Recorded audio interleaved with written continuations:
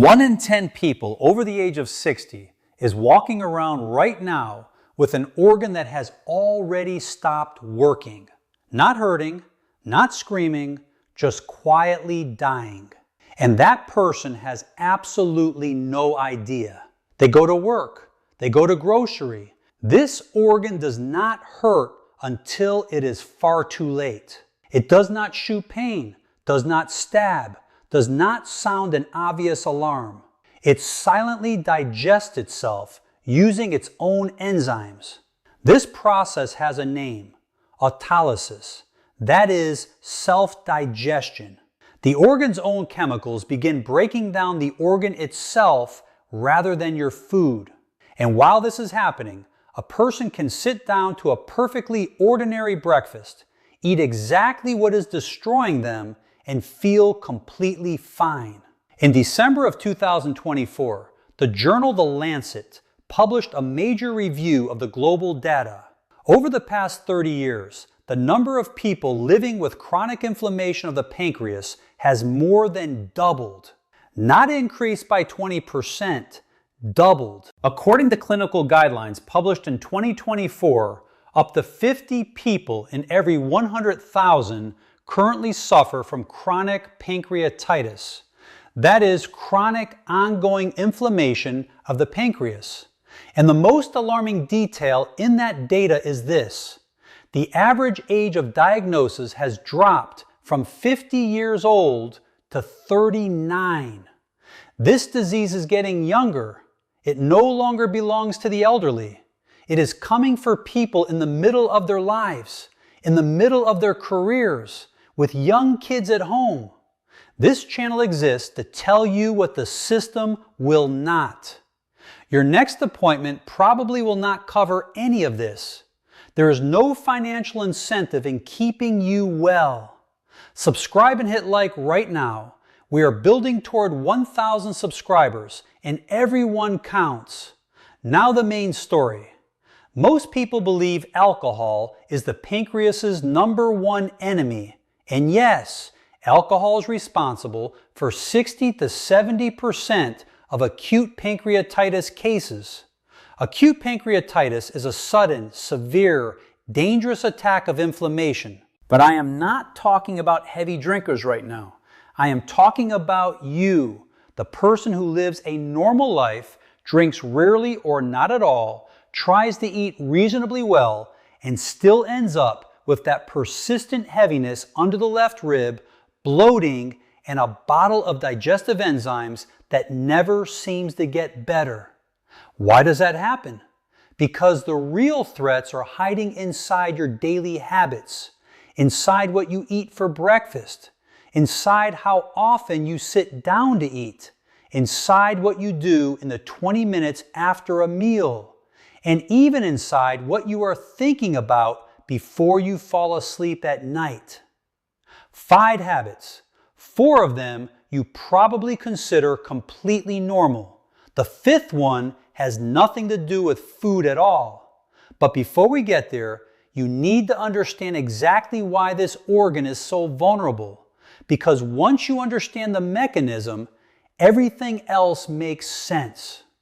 The pancreas weighs roughly 80 grams. Less than a typical chocolate bar. But those 80G carry out 2 enormous jobs that your entire body depends on. The first job, producing digestive enzymes. Without these enzymes, nothing you eat gets broken down. Not protein, not fat, not a single carbohydrate. Every bite of food you consume in a day is only processed because this organ releases the right chemicals at the right moment. The second job, producing insulin. Insulin is the hormone that controls blood sugar. It signals your cells to absorb glucose from the bloodstream. If insulin fails, sugar begins corroding your blood vessels, your nerves, your kidneys, and the retina of your eyes. One small organ, 2 completely critical systems. Digest everything you eat and keep your blood chemistry from destroying you. Now here is where the danger comes in.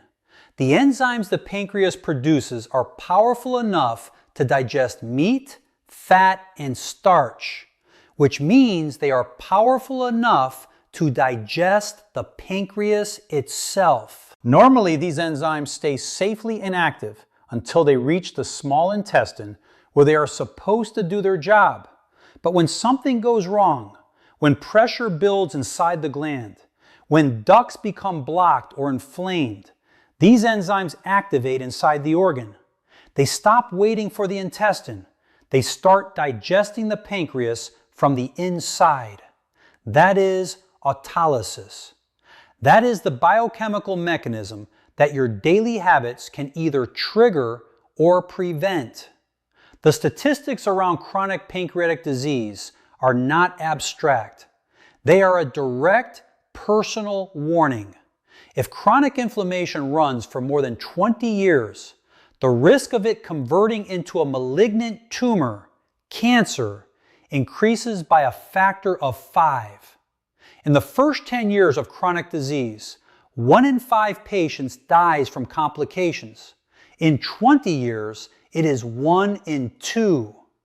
I am not saying this to frighten you. I am saying it because once you understand the cost of every day you continue the habits I am about to describe, the motivation to change becomes very concrete. And here is the genuinely good news, not the marketing kind. The pancreas responds. Remove the irritants and it begins to recover, not in a year. Many of my patients feel a real difference within 7 to 10 days. The heaviness lifts, the bloating quiets, the nagging ache under the left rib fades. But to get there, you need to know exactly what you are doing wrong. So let us start with habit number 1. Be honest with yourself for a moment. What does a typical morning look like for most people? A white bread roll with butter and sweet tea, cream of wheat with sugar and jam, or, and this is the one that catches people most off guard, a full glass of packaged juice, orange, apple, tropical blend. The label says no added sugar, and so people drink an entire glass without a second thought. What is happening inside the body at that exact moment is a small catastrophe. Here is the physiology. You wake up after 7, 8, 9 hours of sleep. Your body has been fasting all night. Blood sugar is at its lowest point. The pancreas has been resting. And then you pour a heavy dose of fast-absorbing carbohydrates directly into an empty stomach. Packaged juice, a white roll, sweetened porridge, all of it hits the bloodstream almost instantly. Blood sugar spikes sharply. The pancreas receives an emergency signal. Release a massive surge of insulin, not gradually, not gently, all at once. This is the equivalent of waking a sleeping person every single morning by throwing a bucket of ice water on them. 365 mornings a year, year after year. Eventually, that person stops functioning the way they should. But that is only half of what is happening. At the same moment, the pancreas is rushing out insulin to manage the sugar spike. It also needs to release digestive enzymes because food just entered the stomach. Double load. One 80-gram organ simultaneously managing a blood sugar emergency and a full digestion response from a dead stop. It handles this for a day, a month, a year, 10 years, and then it starts to fail. A separate word about packaged fruit juice specifically. Many people genuinely believe it is a healthy swap for soda. It is not. A single glass of orange juice contains a sugar equivalent of 5 to 6 teaspoons, and the fructose in that juice behaves differently from table sugar. Fructose bypasses the bloodstream and goes directly to the liver, overwhelming it and triggering a release of fatty acids that damage the pancreas. So that morning glass of juice delivers a double strike simultaneously. Fructose hammers the liver, while glucose hammers the pancreas. You think you are drinking vitamins. You are actually running two damaging processes at once every single morning. What should you do instead? The morning needs to begin gently. The first thing your pancreas needs after a night of rest is not sugar. It is warm water. Plain, clean, warm water. One glass, sip slowly, 20 to 30 minutes before food. This allows the organ to wake up without stress, without a sudden demand. Then breakfast.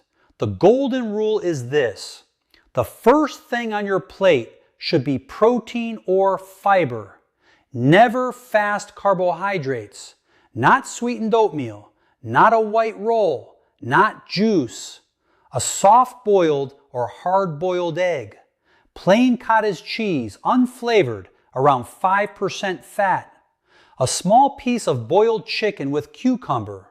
Rolled oats, not instant oats, but whole grain oats cooked in water without sugar. If you want a touch of sweetness, half a teaspoon of honey, no more than that. When protein or fiber comes first, blood sugar rises slowly and steadily. The pancreas works at a calm, sustainable pace. No emergency insulin surge. No double load on an empty organ. Memorize the sequence. Warm water, pause 20 minutes, protein or fiber, and only then, if you want it, a small portion of complex carbohydrates. In exactly that order every morning. That heaviness after meals, the bloating, the dull ache under the left rib. This is not aging. This is your pancreas signaling. It has been trying to tell you something for a long time. You have just learned to ignore it. But the most dangerous habit is not actually what you eat for breakfast. The most dangerous habit is how often you eat and how much you put on your plate in a single sitting. This is habit number 2, and it is the one that causes the pancreas to suffocate. I see the same pattern in patient after patient. In the morning, tea with a sandwich, eaten standing up, already late. During the day, nothing or whatever was convenient. And then in the evening, a full spread. Soup, a main course, bread, a sweet drink, and then tea with cookies afterward. One sitting. The food that should have been distributed across 3 or 4 separate meals, eaten all at once. Here's what happens to the pancreas. Think of a small pump designed to deliver water in a steady, thin stream. Then someone demands it fill a fire hose in 5 minutes. The gland receives the signal. Enormous quantities of protein, fat, and carbohydrate have arrived simultaneously in massive amounts. Release a massive enzyme response immediately. The ducts, the thin internal tubes through which enzyme fluid flows, fill beyond capacity. Pressure inside the organ builds. The enzymes cannot reach the intestine fast enough. They back up. They activate inside the gland itself. That is autolysis again. Triggered not by alcohol or disease, but by your perfectly ordinary eating schedule. There is an additional risk that most people never hear about. When you eat infrequently and in large portions, bile, the digestive fluid stored in the gallbladder, stagnates between meals. It thickens, concentrates, and eventually forms crystals and then stones. The bile duct and the pancreatic duct share a single entry point into the small intestine. If a stone becomes lodged at that shared junction, Both ducts are blocked simultaneously. The pancreas cannot drain. Pressure builds. Acute inflammation follows, the kind that ends in the emergency room. I have seen this happen. Emergency surgery, intensive care, critical illness, all because someone's default eating pattern was one large meal a day. Here is something remarkable. For centuries, people in the Caucasus region, in Abkhazia, Dagestan, the mountain communities of Georgia, were known for exceptional longevity. Researchers who studied the daily lives of these long-living populations noticed one consistent pattern. They never ate until they were full. They ate 5 to 6 times a day in small amounts. In the morning, a little soft cheese with herbs and flatbread. 2 to 3 hours later, a small handful of nuts or a piece of fruit. At midday, a modest bowl of soup with fresh greens. Another light bite in the afternoon. In the evening, a simple dish, often something fermented. A cornerstone of that diet was a fermented dairy drink called matsonai. Why does this matter for the pancreas? Matsonai contains specific strains of lactic acid bacteria, Thermophilus streptococcus and Lactobacillus bulgaricus. These bacteria create an intestinal environment that reduces inflammatory pressure on the entire digestive system, including the pancreas. Additionally, the protein in matsonai is already partially broken down by bacterial fermentation before it enters the body, so the pancreas does not have to work as hard to process it. If you cannot find matsoni, the straightforward alternative is regular kefir, the fermented milk drink available in any supermarket. Choose kefir with a fat content between 2.5% and 3.5% and make sure it is fresh, no more than 3 days old. Fresh kefir carries live lactic acid bacteria.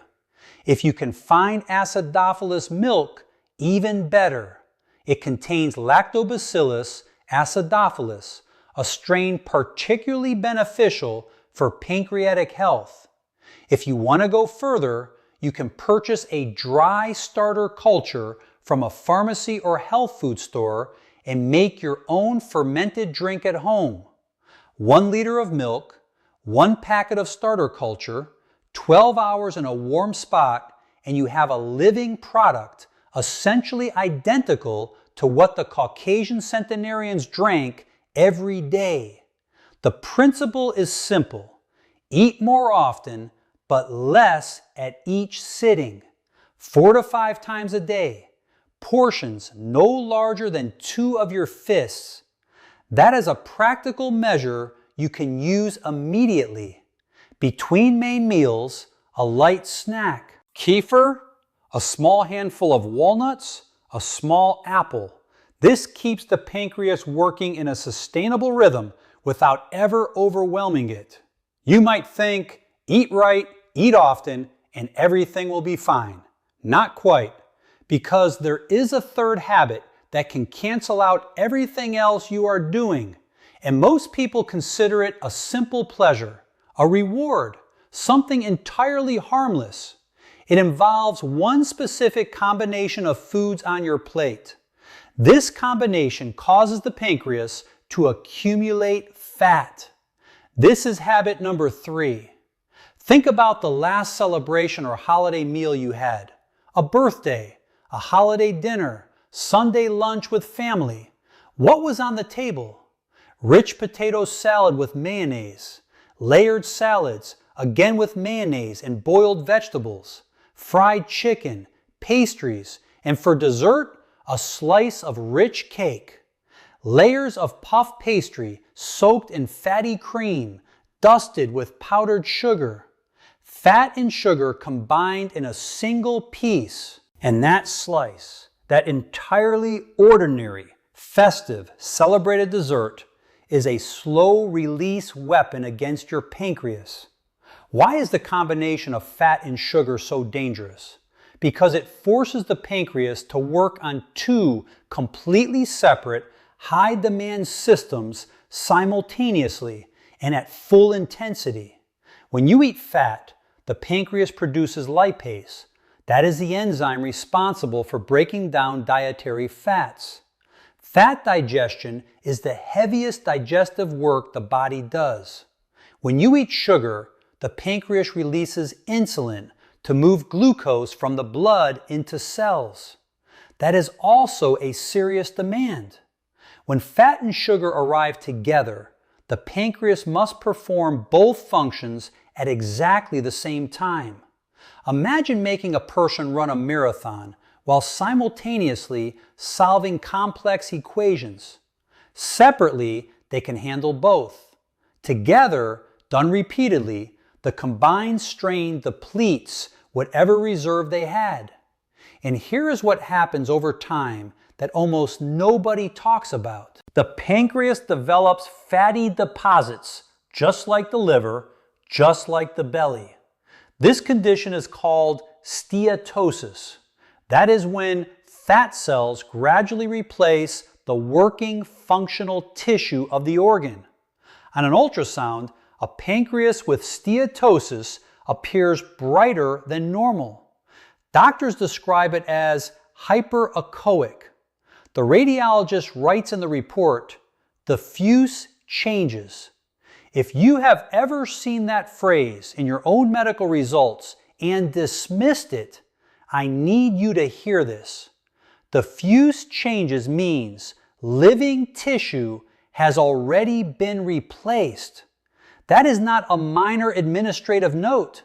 That is a direct signal. As more functional tissue is replaced by fat, fewer cells are available to produce enzymes and insulin. This is precisely why, after the age of 55, so many people suddenly develop elevated blood sugar with no obvious cause. The insulin-producing tissue has literally been infiltrated by fat. And the primary driver of that infiltration is the regular habitual combination of fat and sugar together. Cakes, pastries, pancakes with sweetened condensed milk, buttered sweet rolls, fried pies with jam, ice cream. In every one of these, fat and sugar arrive simultaneously. Does this mean you can never eat anything enjoyable again? No, it means you separate them. If you want something sweet, eat it at a time when you are not also eating fat. A small piece of dark chocolate after lunch? Fine, but not alongside a fatty steak. A spoonful of sour cream in your soup? No problem. But do not follow the soup immediately with a heavily sweetened dessert. The rule is straightforward. Do not combine fatty and sweet foods in the same meal. This single change immediately reduces the load on the pancreas. And specifically about baked goods, for many people, baking is tradition, warmth, love. I am not asking you to give that up.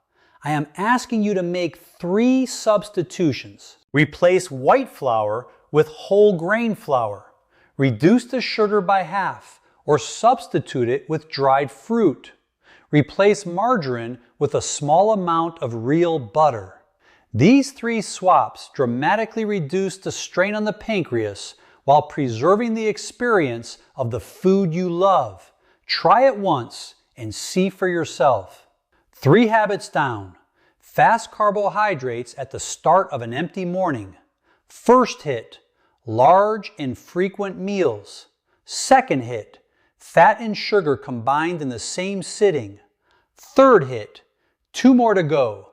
And the fourth one will probably surprise you because it damages the pancreas not through food, but through the nervous system, specifically through one particular nerve that connects the brain directly to this organ. It is about what you do or do not do in the first 20 minutes after every meal. You just had lunch. Satisfying, filling, What happens next? The couch. Lie down for 5 minutes, let the heaviness pass, catch a few minutes of television.